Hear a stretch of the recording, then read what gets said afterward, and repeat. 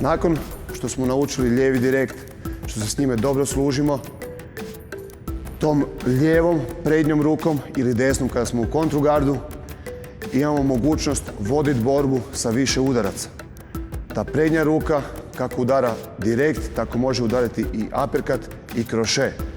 Na taj način, kada imamo spektar udaraca, nešto što boksamo možemo nazvati čak boksačkim mačevanjem, vođenjem borbe koje ovdje kod nas u Zagrebačkoj školi boksa je bilo uvijek izuzetno važno i na taj način gradimo borbu koja dobro izgleda, u kojoj se mi dobro ponašamo u ringu, ali i pripremamo pozicije za one dobre, prave, ubojite udarce koji često dolaze upravo iz zadnje ruke.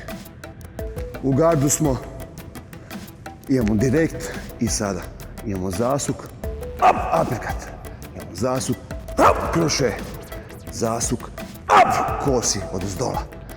Znači to su 3 udarca koje sam ja najčešće koristio. Zasuk, zasuk,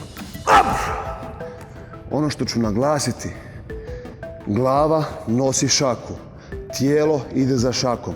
Znači, napravio sam zasuk, uppercut, napravio sam zasuk, glava ide sa šakom na drugu stranu. Zaustavlja se točno u trenutku kada je šaka pogodila protivničko tijelo ili glavu.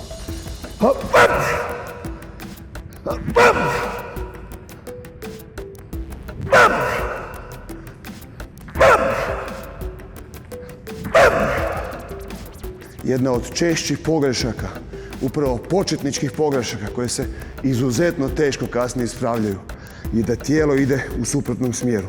Ljudi čine ovo, zasuk, hop, hop, ili ovo, hop, hop.